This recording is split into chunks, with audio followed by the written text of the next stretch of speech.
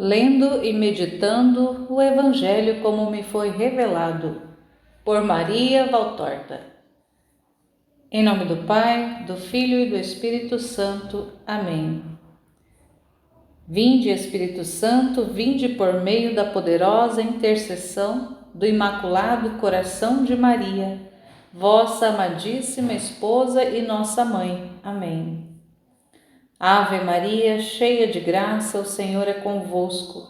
Bendita sois vós entre as mulheres, e bendito o fruto do vosso ventre, Jesus. Santa Maria, Mãe de Deus, rogai por nós, pecadores, agora e na hora de nossa morte. Amém.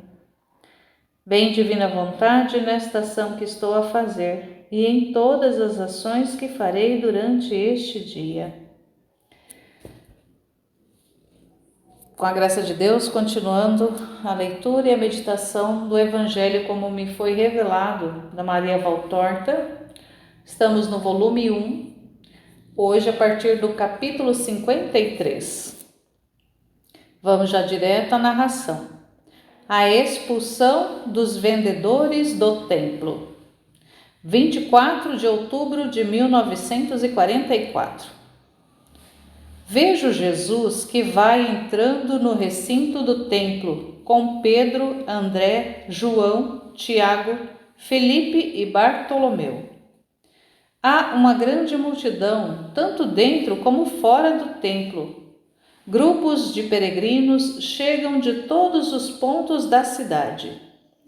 Do alto da colina sobre a qual está construído o templo, vêem-se as ruas da cidade estreitas e tortas, a fervilhar de gente. Parece que por entre o branco monótono das casas tenha sido estendida uma fita movediça de 1000 cores. Sim, a cidade tem o aspecto de um bizarro brinquedo, feito de fitas matizadas, entre 2 fios brancos e todas convergentes até o ponto onde brilham as cúpulas da casa do Senhor. Mas no interior há uma verdadeira feira. Todo recolhimento que havia no lugar santo se acabou. Uns correm, outros chamam, outros fazem negócios com seus cordeiros, gritam e imprecam por causa do preço exorbitante, enquanto outros empurram os pobres animais que balem para dentro dos recintos. São divisões rudimentares feitas com cordas ou com estacas, em cuja entrada está o vendedor ou o dono que seja, à espera dos compradores. Pauladas, balidos, blasfêmias, reclamações, insultos aos empregados não solícitos nas operações de ajuntamento e escolha dos animais, e aos compradores que regateiam os preços ou que vão-se embora, e maiores insultos àqueles que previdamente levaram o seu cordeiro. Ao redor das bancas dos cambistas, outro vozerio. Compreende-se que o templo funciona como bolsa e bolsa negra. Não sei se é sempre ou só neste tempo da Páscoa. O valor das moedas não era fixo. Havia um valor legal, certamente terá havido, mas os cambistas impunham um outro, apropriando-se de um tanto, marcado arbitrariamente pelo câmbio das moedas. E eu vos asseguro que eles não brincavam nessas operações de usura. Quanto mais alguém era pobre e vinha de longe, mais era depenado. Os velhos mais que os jovens, e os provenientes de fora da Palestina mais que os velhos. Os pobres velhinhos olhavam e tornavam a olhar para o seu pecúlio ajuntado. Deus sabe com quanto trabalho durante um ano inteiro. Agora eles o tiravam e o recolocavam junto ao peito 100 vezes, indo de um cambista ao outro, e acabavam voltando ao primeiro, que então se vingava da inicial desistência deles, aumentando o ágio do câmbio. E então, por entre suspiros, as grandes moedas caíam das mãos de seus donos e passavam para as garras do usurário, sendo trocados por moedas menores. Depois era outra tragédia nas escolhas, nos cálculos e suspiros diante dos vendedores de cordeiros, os quais, aos velhinhos já meio cegos, impingiam os cordeiros mais míseros. Vejo voltar 2 velhinhos, ele e ela, empurrando um pobre cordeirinho que deve ter sido achado defeituoso pelos sacrificadores. Pranto, súplicas, maus tratos e palavrões se cruzam, sem que o vendedor se comova. Pelo que estais dispostos a gastar, ó Galileu, e é até muito bonito o que eu vos dei. Ide embora, ou dai-me mais 5 moedas para receber um mais bonito. Em nome de Deus, somos pobres e velhos. Queres impedir-nos de fazer a Páscoa, que talvez seja a última para nós? Não te basta o que quisestes cobrar por um pequeno animal? Saí do caminho, ó sujos. Está se aproximando de mim o velho José. Ele me honra com sua preferência. Deus esteja contigo. Vem, escolhe. Entra no recinto aquele que é chamado o velho José, o de Arimateia, e pega um magnífico cordeiro. Ele passa soberbo e pomposo em suas vestes, sem olhar para os pobres que gemem à porta. Aliás, na entrada do recinto. Quase choca-se com eles, especialmente quando sai com o cordeiro gordo que vai balindo. Mas Jesus também já está perto. Também ele já fez a sua compra. Pedro, que provavelmente foi quem fez o negócio por ele, vem puxando um cordeiro pequeno. Pedro queria ir logo ao lugar onde se fez o sacrifício, mas Jesus se afasta dali, indo para o seu lado direito, em direção aos 2 velhinhos, assustados, que estão chorando, hesitantes, nos quais a multidão esbarra e aos quais o vendedor insulta. Jesus, que é tão alto que as cabeças dos 2 velhinhos ficam à altura do seu coração, põe uma mão sobre o ombro da mulher e pergunta: por que chora, mulher? A velhinha se vira e vê este jovem alto, solene, em sua bela veste branca, com um manto também branco, tudo novo e limpo. Ela deve tomá-lo por um doutor, tanto pelas vestes como pelo aspecto, admirada, porque os doutores e sacerdotes não fazem caso do povo nem protegem o povo contra a avidez dos vendedores. Ela diz a razão por que estão chorando. Jesus se volta ao homem dos cordeiros. Troca este cordeiro para estes fiéis. Ele não é digno do altar, como também não é digno que tu te aproveites de 2 velhinhos, porque são fracos e indefesos. E tu, quem és? Um justo. A tua fala e a dos teus companheiros mostram que és um galileu. Pode haver algum justo na Galileia? Faz o que estou dizendo e seja justo. Ouvi, ó Galileu, defensor dos seus semelhantes. Ele quer ensinar a nós no templo. O homem ri e zomba, imitando o sotaque dos galileus, que é o sotaque judaico mais cantado e o mais rico de doçura, Ao menos assim me parece. Pessoas os rodeiam e outros vendedores e cambistas tomam a defesa do seu companheiro contra Jesus. Entre os presentes há 2 ou 3 rabinos irônicos. Um deles pergunta: Tu és doutor?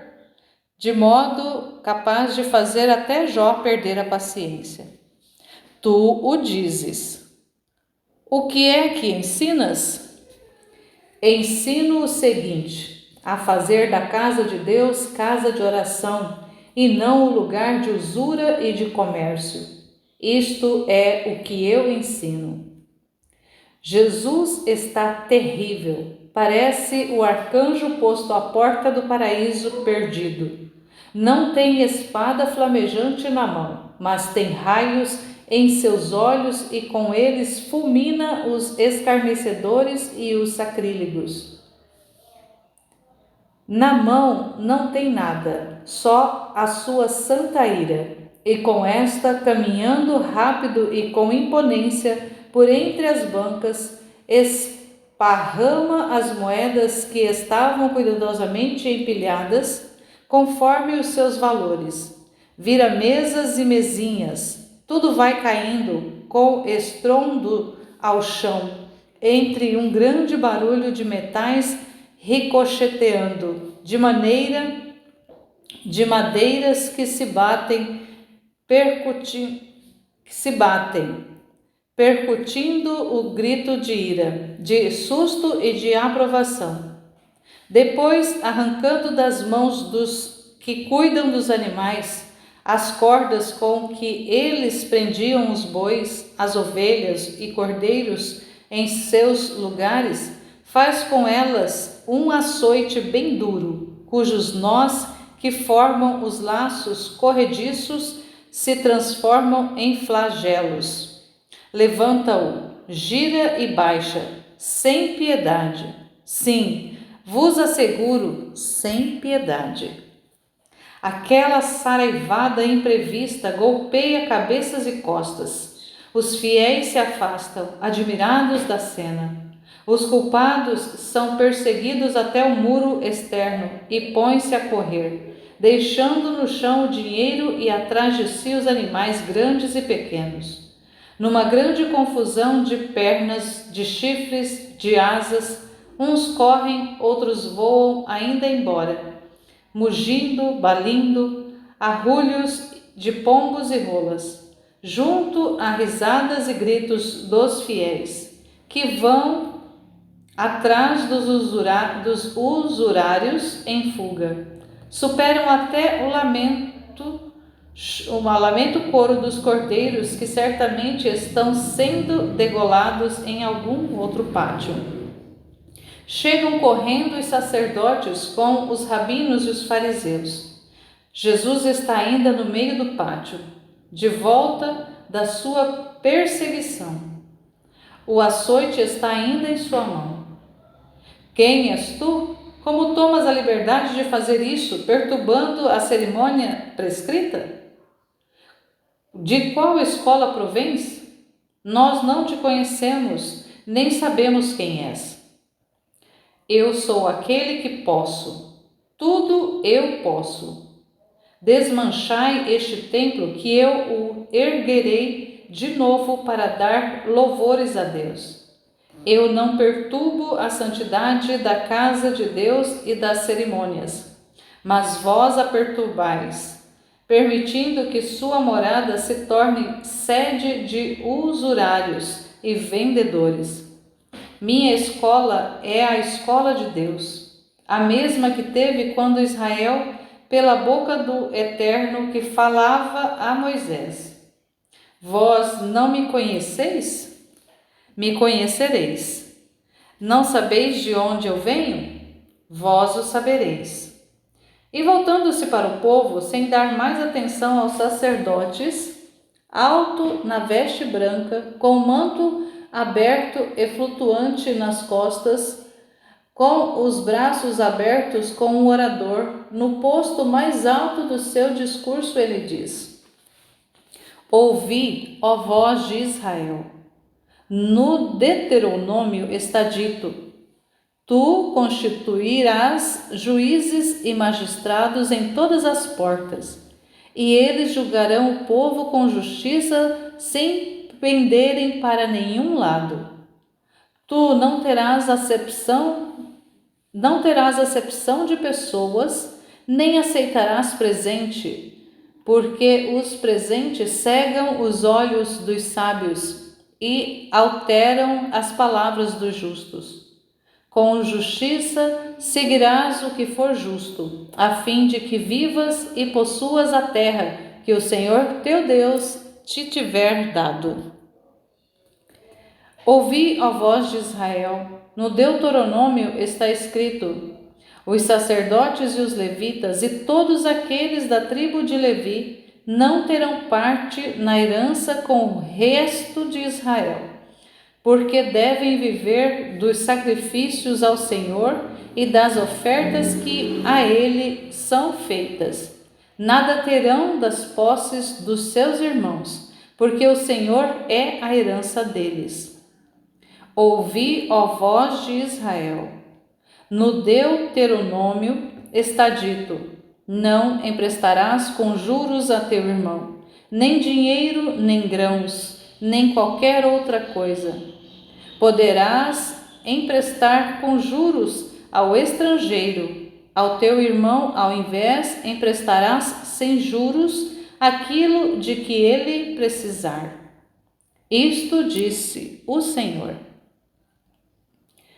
Agora estás vendo que sem justiça para com o pobre é como se julga em Israel. Não é para aquele que é justo, mas é para o forte que se inclinam. E ser pobre, ser povo, quer dizer ser oprimido. Como pode o povo dizer: quem nos julga é justo? Se ele vê que só os poderosos são respeitados e ouvidos, enquanto que os pobres não têm quem o ouça? Como pode o povo respeitar o Senhor se vê que não o respeitam aqueles que mais deviam fazê-lo? É respeito ao Senhor a violação dos seus mandamentos? Porque então os sacerdotes em Israel têm posses e aceitam presentes dos publicanos e dos pecadores, os quais assim fazem para terem benévolos os sacerdotes, assim como estes fazem para terem um abastado cofre? Deus é a herança dos seus sacerdotes. Para esses, ele, o Pai de Israel, é o Pai que, mais do que nunca, provê o alimento, como é justo, mas não mais do que o justo. Ele não prometeu aos seus servos do santuário nem bolsas, nem posses. Na eternidade terão o céu pela sua justiça, como o terão Moisés, Elias, Jacó e Abraão. Mas nesta terra não devem ter senão a veste de linho e o diadema de ouro incorruptível, pureza e caridade, e que o corpo seja servo do Espírito, que é servo do verdadeiro Deus, e não seja o corpo senhor do Espírito e contra Deus. Foi-se perguntando com que autoridade eu faço isso. Foi-me perguntado com que autoridade eu faço isto. E eles, com que autoridade profanam o mandamento de Deus e permitem à sombra dos muros sagrados a usura contra os irmãos de Israel, que aqui vêm para obedecer à ordem divina? Foi-me perguntado de que escola é que eu venho, e respondi: da escola de Deus. Sim, Israel, eu venho a ti e te reporto a esta escola santa e imutável. Quem quer conhecer a luz, a verdade, a vida, quem quer ouvir de novo a voz de Deus falando ao seu povo, venha a mim. Vós seguistes Moisés através dos desertos. Ó voz de Israel, segui-me, que eu vos levo através de um deserto bem mais tristonho, ao encontro da verdadeira terra feliz. Por um mar aberto, ao comando de Deus, a essa vos levo, levantando o meu Sinai. De todo mal eu vos curo. A hora da graça chegou. Os patriarcas a esperavam e morreram esperando-a. Predisseram-na os profetas e morreram nesta esperança. Sonharam com ela os justos e morreram confortados por este sonho. Agora ela chegou. Vinde, o Senhor vai julgar o seu povo e fazer misericórdia aos seus servos, como prometeu pela boca de Moisés. O povo apinhado ao redor de Jesus ficou de boca aberta, escutando-o. Depois todos comentam as palavras do novo rabi e fazem perguntas aos seus companheiros. Jesus se encaminha para um outro pátio, separado destes por uma série de pórticos. Os amigos o seguem e a visão termina. Que visão é essa? Que visão! A narração que a gente tem no Evangelho, que a gente conhece da Bíblia, é bastante sucinta e só fala ali que Jesus chegou lá e começou a derrubar tudo, fez o chicote lá bastante forte, começou a dar nos cambistas e todos saíram em fuga. Mas aí não narra muita coisa e a gente fica muitas vezes nessa incógnita de como que será que aconteceu a cena de verdade lá mesmo, com detalhes. E graças a Deus, o Senhor nesse tempo traz para nós essas revelações mais detalhadas, com mais clareza, com mais assim, que faz com que a gente adentre realmente na cena, que a gente vai lá junto com a Valtorta para ver aquilo acontecendo. É um convite para a gente usar a nossa imaginação e percorrer a cena, percorrer os detalhes que ela vai falando. E é interessante quando a gente se permite, e se é exatamente para isso, para que a gente vá tocando, que a nossa inteligência, que a nossa memória, que a nossa percepção, e ali a gente vai realmente na imaginação fazendo essas cenas se tornando vivas dentro de nós, na nossa mente. E na hora que comecei a ler, onde falando ali que Jesus chega, e antes até mesmo dele chegar, onde vai narrando ali a situação das pessoas, aquela situação deprimente, de exploração, de injustiça, com os velhos, com os estrangeiros, né, que vêm de mais longe.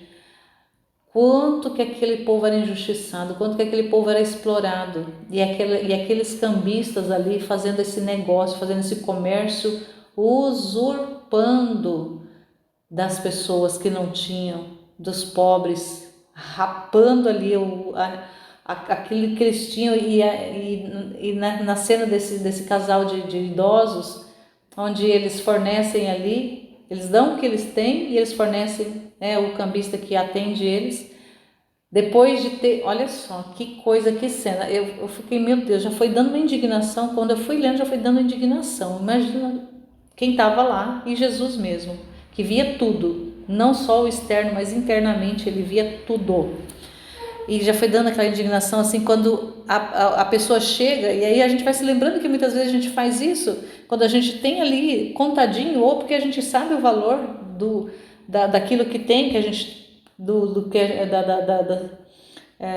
a gente dispõe para adquirir os bens, para comprar as coisas, e quando a gente faz as pechinchas, que a gente às vezes vai em né, e isso se dá muitas vezes quando a gente tem um tempo de ir numa feira, por exemplo, de ir numa banca, e aí a gente vai, pergunta alguns preços, depois vai para outra, e depois vai para outra, e depois acaba que a gente volta lá na primeira, porque ou os preços estavam muito parecidos, ou acaba que a primeira que a gente chegou estava até mais em conta do que as demais.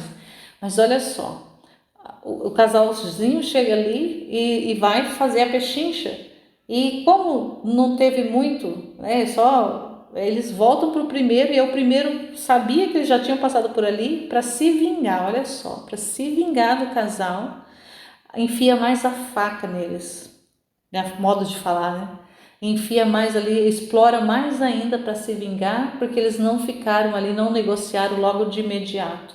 E ainda fornece ali um cordeiro bem daqueles mais feinho que tinha, sendo que preceituava que tinha que ser um cordeiro bonito, um cordeiro gordo, mas quem podia comprar um cordeiro desses? E aí narra ali a cena do José de Arimateia, porque José de Arimateia era um homem de posses na época de Jesus, e que ele sai ali todo altivo, todo pomposo, pega lá o mais bonitão dos cordeiros lá para fazer a oferta dele. Então ele tinha condições de escolher o mais bonito, pagar um valor mais caro, mas aqueles que não tinham posse nenhuma, nossa, isso vai dando, vai trazendo a gente, vai fazendo, faz com que a gente adentre na cena e vai dando esse movimento de ver essa injustiça. E imagina ali aquelas pessoas todas ali, muitos deles, para cumprir o preceito, tinha que se submeter. Às vezes trabalhava o ano inteiro para juntar ali algumas moedas para depois chegar lá na época da Páscoa, comprar e fazer a oferta para cumprir o preceito, para fazer a Páscoa, para poder passar a Páscoa, para cumprir isso. E aqueles que eram para atender, que era para defender, porque não deveria existir esse comércio dentro dos muros do templo, não deveria haver esse comércio. As pessoas já deveriam entrar no recinto ali do templo, nas imediações do templo, já com a sua oferta já para apresentar e não negociar lá dentro. E aquilo era permitido por quem? Por aqueles que regiam o templo, que governavam o templo, que eram os sacerdotes da época, ali os doutores da lei e essa casta que fazia isso. E Jesus ali tem um momento de uma santa ira, meu Deus. A Valtorta fala que os olhos dele flamejavam, faz a comparação lá com o anjo que está com uma espada flamejante na porta do paraíso fechado. Imagina os olhos, ela deve ter visto os olhos dele brilhando assim, de perceber aquela injustiça, aquele horror com as pessoas que menos podiam, com os mais desprovidos, tanto de bens como de conhecimento e de destreza para negociar e tudo mais. E Jesus ali faz um ato logo no começo, logo no início da sua vida pública, já marca a sua chegada. Chegou, Jesus ali chegou chegando mesmo, e faz uma pregação belíssima que deixa todos de boca aberta. É lindo, lindo, lindo. Nesse capítulo ele não vem trazendo o ensino, mas a pregação que ele faz ali já é um ensino espetacular, falando aos doutores, falando ali aos sacerdotes, falando ali para as pessoas que estavam presentes. E o quanto que, né, a gente imagina que o coração daquelas pessoas que eram injustiçadas, o quanto que o coração deles deve ter se elevado nesse momento e pensado, nossa, Deus existe, Deus nos defende, Deus está através, né, porque eles ainda não sabiam quem era Jesus, mas Deus havia usado imaginavam, né? Deus usou desse homem que chegou aqui e fez justiça para nós. Então, quanto que isso é maravilhoso, é lindo.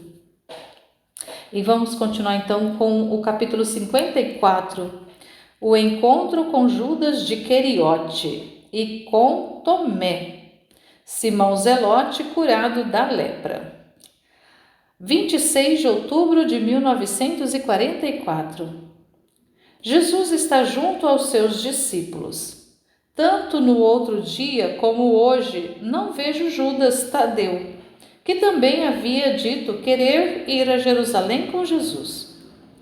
Devem ainda estar sendo celebradas as festas pascais, pois vê-se muita gente pela cidade. Está anoitecendo e muitos se apressam em ir para as suas casas. Jesus também está indo para a casa onde está hospedado. Não é a casa do cenáculo, não fica mais na cidade, ainda que nas imediações desta.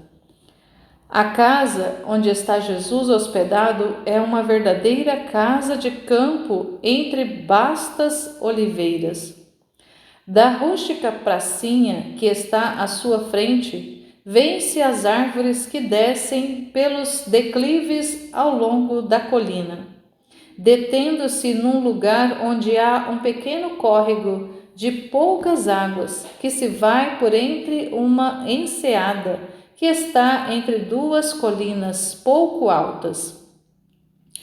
Sobre uma das colinas está o templo, sobre a outra só oliveiras e mais oliveiras. Jesus está no começo do aclive desta branda colina, que sobe suavemente na mansidão de suas árvores pacíficas. João, aí fora estão 2 homens esperando o teu amigo, diz um homem já de idade que deve ser o camponês ou dono do olival. Diria que João o conhece. Onde estão? Quem são? Não sei, um deles certamente é judeu. O outro, eu não saberia dizer. Não perguntei a ele. Onde estão? Na cozinha, esperando. E sim, há também um outro que está todo cheio de feridas. Eu o mandei esperar lá porque não queria que ele fosse um leproso. Diz ele que quer ver o profeta que falou no templo. Jesus, que até aquele momento havia permanecido calado, diz: Vamos primeiro a esse. Diz aos outros que venham se quiserem. Falarei aqui no olival com eles. E se dirige para o ponto indicado pelo homem. E nós, que faremos? Pergunta Pedro. Vinde, se quiserdes. Um homem todo coberto está encostado ao pequeno muro rústico que sustenta um outeiro, bem perto do limite do sítio. Deve ter subido ali por um pequeno atalho que lá conduz, costelando o córrego.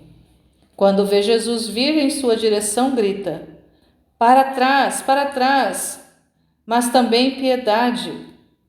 E descobre seu tronco, deixando cair a veste. Seu rosto já está coberto de crostas. O tronco é um bordado de chagas, algumas já reduzidas a buracos fundos, outras simplesmente como queimaduras vermelhas, outras esbranquiçadas e lúcidas, como se sobre elas tivessem um vidro branco. És leproso, que queres de mim? Não me amaldiçoes, não me apedrejes. Disseram-me que na outra tarde te manifestastes como voz de Deus e portador da graça. Disseram-me que tu asseguraste que, erguendo teu sinal, curas com ele todos os males. Ergue-o sobre mim. Eu venho dos sepulcros. Lá eu rastejei como uma serpente por entre as sarças da beira do córrego para chegar até aqui sem ser visto. Esperei que a tarde chegasse para poder vir, porque na penumbra vê-se menos quem sou. Eu ousei, encontrei este que é da casa e que é muito bom. Ele não me mandou, não me matou, somente me disse: espera junto ao muro. Tem piedade tu também. Visto que Jesus se aproxima, sozinho porque os 6 discípulos e o dono do lugar, com os 2 desconhecidos, estão longe e mostram claramente aversão.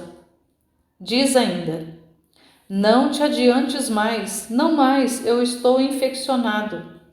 Mas Jesus prossegue, olha para ele com tanta piedade que o homem se põe a chorar. Ajoelha-se com o rosto quase ao chão e geme dizendo: o teu sinal, o teu sinal. ele será elevado, porque chegará a sua hora.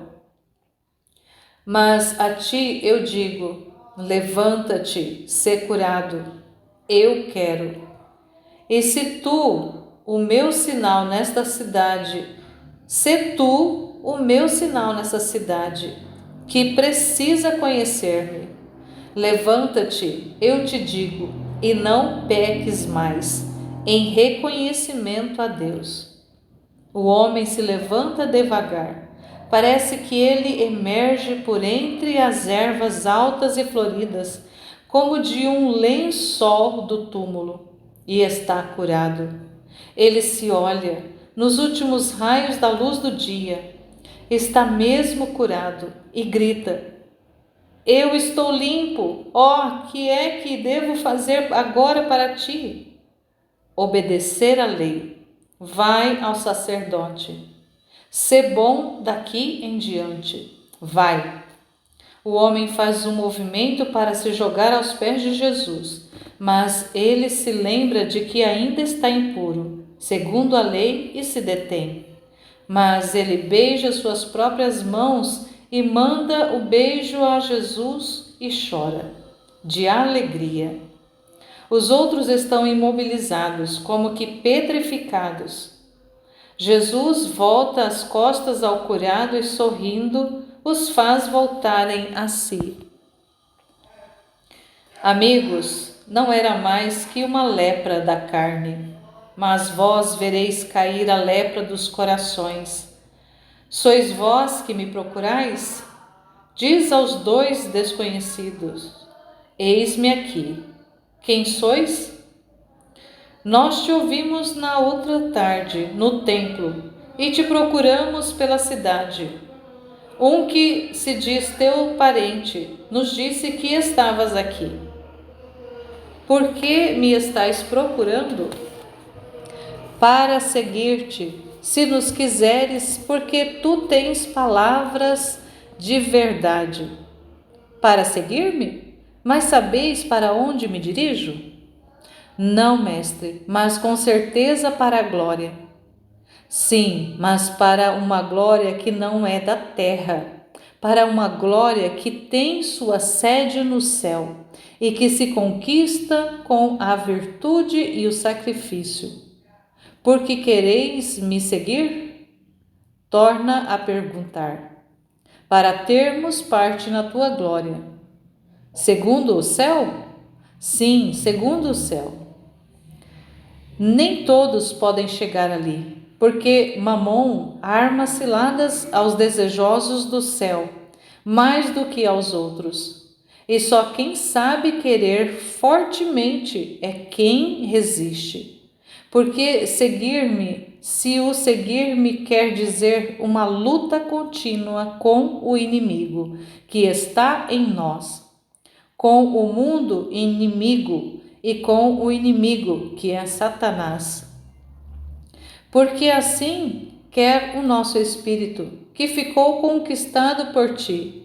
Tu és santo e poderoso, mas queremos ser teus amigos. Amigos. Jesus se cala e suspira. Depois olha fixo aquele que sempre vinha falando e que agora deixou cair o manto da cabeça, apresentando-a toda descoberta. É Judas de Queriote. Quem és tu, que falas melhor do que um homem do povo? Sou Judas de Simão, sou natural de Queriote, mas sou do templo, ou estou no templo. Espero o rei dos judeus, vivo sonhando com ele. Rei te reconheci na palavra e rei te vi no gesto. Toma-me contigo. Tomar-te? Agora? Tão depressa? Não. Por que, mestre? Porque é melhor pesar-nos a nós mesmos antes de pegarmos caminho muito íngremes. Não crês em minha sinceridade? Tu o disseste. Eu creio no teu impulso. Não creio na tua constância. Pensa nisso, Judas. Agora eu vou-me embora e voltarei para a festa de Pentecostes. Se tiveres no templo, me verás. Pesa-te a ti mesmo. E tu quem és? E tu quem és? Um outro que te viu. Queria estar contigo, mas agora sinto temor. Não, a presunção é uma ruína. O temor pode ser um obstáculo, mas se ele vem da humildade, pode até ajudar. Não temas. Pensa tu também, e quando eu vier. Mestre, tu és muito santo. Tenho medo de não ser digno. Não de outra coisa, porque sobre o meu amor eu não temo. Como te chamas? Tomé, chamado o Dídimo. Eu me lembrarei do teu nome. Vai em paz. Jesus se despede deles e se retira para a casa onde está hospedado, para o jantar. Os 6 que já estão com ele querem saber de muitas coisas. Por que, mestre, fizeste diferença entre os dois? Por que uma diferença houve? Os dois tinham o mesmo impulso, pergunta João. Amigo, também o mesmo impulso pode ter diversas substâncias e produzir diferentes efeitos. É verdade que os dois têm o mesmo impulso, mas um não é igual ao outro, quanto ao fim a que visam. E aquele que parece o menor perfeito é o mais perfeito, porque não está seduzido pela glória humana. Ele me ama, porque me ama. Eu também, eu também. Eu e eu, e eu e eu. Eu sei, eu conheço quem sois. Então, somos perfeitos? Oh, não, mas assim como Tomé, vós também o sereis, se permanecerdes em vossa vontade de amor. Perfeitos? Oh, meus amigos, e quem é perfeito a não ser Deus? Tu o és. Em verdade vos digo que não sou perfeito por mim, se pensais que eu sou um profeta. Nenhum homem é perfeito, mas perfeito eu sou, porque este que vos está falando é o Verbo do Pai. Ele é a parte de Deus, é o seu pensamento que se fez palavra. Eu tenho a perfeição em mim. E deveis crer que eu sou assim, se credes ser eu o Verbo do Pai. Contudo, vós estáis vendo, amigos. Eu quero ser chamado o Filho do Homem, porque aniquilo a mim mesmo, pondo em minhas costas todas as misérias do homem, para levá-las comigo. Primeiro ao meu patíbulo e depois de tê-las levado, anulá-las, mas não por as ter tido como minhas. Que peso, amigos, mas eu o levo com alegria. Levá-lo é minha alegria, porque sendo filho da humanidade, tornarei a humanidade filha de Deus, como foi no primeiro dia. Jesus fala docemente, sentado à pobre mesa, com as mãos que gesticulam calmamente sobre a mesa, o rosto um pouco inclinado, iluminado de alto a baixo pela luz de uma pequena candeia colocada sobre a mesa. Ele sorri levemente, já mestre na imponência e tão amigo no trato. Os discípulos o escutam atentos. Mestre, por que é que o teu primo, mesmo sabendo onde moras, não veio? Ah, meu Pedro, tu serás uma das minhas pedras, a primeira, mas nem todas as pedras são fáceis de se usar. Já viste os mármores do Palácio Pretório? Arrancados com muito trabalho do seio das montanhas, agora fazem parte do pretório. Por outro lado, olha aquelas pedras que estão brilhando lá longe à luz do luar, por entre as águas do Cedron. Elas vieram por si mesmas para o leito do rio, e se alguém as quiser, elas logo se deixam levar. O meu primo é como as primeiras pedras da qual falo. O seio do monte, a família, a disputa comigo. Mas eu quero ser em tudo como as pedras do Cedron. Por ti estou pronto a deixar tudo. Casa, esposo, pesca, irmãos, tudo. Rabi, por ti. Eu sei, Pedro, por isso eu te amo. Mas Judas também virá. Quem? Judas de Queriote? Não o levo muito em conta. É um belo moço, mas eu prefiro a mim mesmo. Riem-se todos da piada de Pedro. Não há nada para rir. Quero dizer que prefiro um galileu franco, rude, um pescador, mas sem fraude. Ah, homens da cidade que não sei. Mas o mestre entende o que eu quero dizer. Sim, entendo, mas não julgues. Temos necessidade uns dos outros nesta terra e os bons estão misturados com os maus, como as flores em um campo. A cicuta está no lado da saudável malva. Eu queria perguntar uma coisa. Qual, André? Não me contou o milagre feito em Caná. Nós tínhamos muita esperança de que tu fizesses um deles em Cafarnaum. E tu dissestes que não faria milagres, se antes não tivesses cumprido a lei. Por que então fizestes em Caná? E por que não em tua pátria?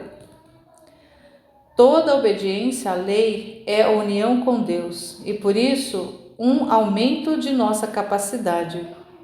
O milagre é a prova da união com Deus, da presença benévola e consciente de Deus. Por isso eu quis cumprir o meu dever de israelita antes de iniciar a série de prodígios. Mas tu não estavas obrigado pela lei. Por quê? Como filho de Deus, não, mas como filho da lei, sim. Israel, por enquanto, só me conhece como tal, e mesmo depois, quase todo Israel me conhecerá como tal. Aliás, como menos e ainda. Mas eu não quero dar escândalo a Israel, e por isso obedeço à lei. Tu és santo. A santidade não exclui a obediência, ao contrário, a aperfeiçoa. Além de tudo mais, é preciso dar o exemplo. Que direis de um pai, de um irmão mais velho, de um mestre, de um sacerdote que não desse bom exemplo? E então, o caso de Caná? Em Caná era a alegria que a minha mãe devia ser dada. Caná é a antecipação que se deve à minha mãe. Ela é a antecipadora da graça. Aqui eu presto honra à cidade santa, fazendo dela publicamente o lugar do início do meu poder de Messias. Mas lá em Caná, eu prestava honra à santa de Deus, a toda santa. O mundo me tem por meio dela. É justo que para ela seja feito o meu primeiro prodígio no mundo. Batem à porta. É Tomé de novo. Ele entra e se lança aos pés de Jesus. Mestre, eu não posso ficar esperando a tua volta. Deixa-me ficar contigo. Eu sou cheio de defeitos, mas tenho este amor, único, grande, verdadeiro, o meu tesouro. Ele é teu, é para ti. Deixa-me, mestre. Jesus põe-lhe a mão sobre a cabeça. Fica, Dídimo, segue-me. Felizes aqueles que são sinceros e de vontade firme. Benditos sois vós, para mim, sois mais do que um parente, porque me sois filhos e irmãos, não segundo a carne, que morre, mas segundo a vontade de Deus e a vossa vontade espiritual. Agora, eu digo que não tenho parentes mais chegando do que aquele que fez a vontade do meu Pai. E vós o fazeis, porque quereis o bem. Assim termina a visão. São 16 horas e já caem sobre mim as sombras do mal-estar, que sinto que será violento, lógica consequência da penosa hora de ontem. Mas também em 24 de outubro estava muito mal, tanto que, terminada a visão, escrita com uma dor de cabeça própria de meningite, não tive coragem de acrescentar que vi finalmente Jesus vestido como me parece estar. É tudo para mim. De uma suave veste de lã branca, quase da cor marfim, e com manto igual. A veste que trazia na sua primeira manifestação em Jerusalém como Messias. E que narração, meu Jesus, linda, maravilhosa. O encontro com Judas Iscariotes, que é chamado Judas de Queriote, e com Tomé, e ainda a cura do Zelote, do Simão Zelote, da lepra. Que cura linda, maravilhosa, extraordinária, que o Senhor faz ali na presença daqueles primeiros discípulos, daqueles primeiros apóstolos, e arrebata dessa forma o coração do Zelote. Meu Deus do céu, que maravilha isso! E essa conversa com Judas, ali o Senhor já sabe, claro que o Senhor já vê tudo, já sabe de tudo, mas ali também Pedro percebe tem ali já uma certa rejeição com Judas.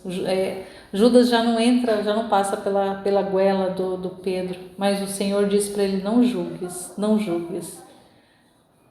Nós vamos ver ao longo das narrações desses capítulos, dos volumes todos, que o Judas de Queriote é um dos personagens que o Senhor vai revelar nesses escritos. A figura de Judas, a personalidade dele, como que ele representa muitas almas, como muitas almas se identificam em Judas. E ao nos mostrar, ao nos revelar, porque assim ele vai revelando os corações desses apóstolos, cada um com peculiaridades próprias, na individualidade de cada um, mas ali neles, muitos de nós vamos nos identificando com um, com o outro, e quanto que muitas vezes a gente, ao tocar o que o Senhor vai revelando nesses escritos do Judas, nós também vamos conhecer muito de nós mesmos, muitas almas com as quais lidamos. E o propósito também, como ele descreve lá no último capítulo do volume 10, que é os motivos da obra, expor a personalidade de Judas é para auxiliar quem lida com as almas, no caso os sacerdotes, confessores, os orientadores espirituais, diretores espirituais, até mesmo pessoas que trabalham com almas, de algum, mesmo que não seja no campo religioso, mas que trabalham com pessoas, com questões interiores, de como que pode identificar e trabalhar essas questões, identificando nesse personagem, que foi uma pessoa real, que foi uma pessoa de verdade, que existiu, assim como Jesus existiu de verdade, é real, é um ser humano real. O Judas também era um ser humano real, com todas as realidades dele, e que em certas ocasiões vai suscitar em nós pena, como a suscita em Jesus, e em outras horas vai suscitar a ira, e como suscitava em Jesus também. Muitas vezes Jesus tinha vontade de sei lá, nós vamos ver isso nas narrações, mas é importante a gente compreendendo que esse conteúdo, que essa obra ela é espetacular, para nos ir revelando para nós a humanidade mesmo. É uma obra, são escritos, é um trabalho que Jesus fez para manifestar mais claramente quem foi ele durante o tempo, principalmente a maior parte da obra é toda dedicada ao seu ministério durante os 3 anos de vida pública, Vai ter muitos detalhes que a gente vai adentrar e para mostrar quem ele foi como o humano Jesus, como o homem Jesus. Mas também em muitas ocasiões a gente vai ver ali manifestação de Jesus como Deus também. Mas mesmo sendo Deus, ele vai ali se apresentando, vai ensinando como esse Filho de Deus, enviado do Pai para trazer à terra a sua palavra, para ser essa comunicação de Deus. E um pedaço aqui que é lindo, é maravilhoso, eu vou reler novamente, onde Jesus diz assim, ó: em verdade vos digo que não sou perfeito por mim mesmo, se pensais que eu sou um profeta. Nenhum homem é perfeito, mas perfeito eu sou, porque este que vos está falando é o Verbo do Pai. Ele é a parte de Deus, é o seu pensamento que se fez palavra. Eu tenho a perfeição em mim, e deveis crer que eu sou assim, se credes ser eu o Verbo do Pai. Mas olha só, ele, como se ele somente na humanidade não teria perfeição em si próprio, mas é porque ele é Deus também, porque ele não é apenas homem. E ele fala: mais perfeito eu sou porque porque ele é o Verbo do Pai. Então ele é perfeito porque ele é a palavra do Pai, é o Verbo do Pai, é o pensamento do Pai feito palavra, é a expressão de Deus, é a expressão do Pai. Jesus é a expressão do Pai, Jesus é a comunicação do Pai, Jesus é a palavra do Pai, Jesus é essa inteligência do Pai. É maravilhoso isso. Então ele é essa presença de Deus, manifestação de Deus. Deus Pai se manifesta em Jesus. Jesus é a manifestação da Santíssima Trindade. Ele é a manifestação, ele é a presença de Deus real, humanada no meio de nós, no meio da humanidade. Ele é Deus que toma a forma humana para elevar a família humana à condição de filhos de Deus. Ele fala também nesse trecho. Ele assume, como Deus assume a condição, a natureza humana, para elevar os humanos, os seres humanos, elevar a cada um de nós a condição filial. É em Jesus que nós temos a condição de filhos, que havia sido perdida desde a rebeldia no Éden. Então ele vem para restaurar essa filiação, para nos devolver essa filiação. Então ele é sim perfeito, totalmente perfeito, e vai nos atraindo cada vez mais por causa da sua perfeição, por ser essa manifestação de Deus, por ser essa palavra do Pai que vai sendo pronunciada, que vai sendo comunicada a nós dia após dia. Quanto mais nós a ouvirmos, quanto mais nós estivermos atentos a escutar essa palavra do Pai, que é o próprio Jesus, que é essa comunicação do Pai, mais essa palavra vai se tornando vida na nossa vida, vai tomando forma na nossa alma, vai tomando forma na nossa existência. E é aí esse espaço de Deus que a gente vai abrindo, vai dando, vai deixando essa liberdade de Deus agir em nós. E o quanto que nós precisamos ser abertos a isso, abertos a esse fazer de Deus. E assim vamos encerrando. E para não ficar tão extenso essas leituras, porque mais do que comentar, meditar, falar a respeito dos trechos, é importante a gente ler realmente aquilo que o Senhor quis comunicar através dessa serva de Deus, Maria Valtorta, nas visões e nos ensinos, que ele já deixa muito de forma explícita o que ele quer comunicar, o que ele quer dizer. Então, também nessa intenção de ficar o mais fiel possível ao que ele deixou escrito, ao que ele comunicou através da Valtorta, e não ficar enfeitando muito, não ficar colocando muitas coisas a mais, que a gente possa meditar de fato, profundamente, as palavras que ele falou. Quem não tem acesso ao conteúdo escrito, mas que possa ouvir mais de uma vez para poder ir gravando, para ir selando, para ir firmando essa verdade, essas falas, essas cenas, essas narrações todas no coração, na alma, para ir preenchendo a nossa alma, para ir fazendo, alimentando, nutrindo a nossa alma com esse verbo, com essa palavra do Pai, que é manifestada a nós todos os dias, a cada momento. Louvado seja nosso Senhor Jesus Cristo e sua Mãe Maria Santíssima, para sempre sejam louvados. Estivemos e permaneceremos unidos em nome desse Deus Todo-Poderoso, que é Pai, Filho e Espírito Santo. Amém. Jesus, eu confio em vós. Fiat, fiat, fiat.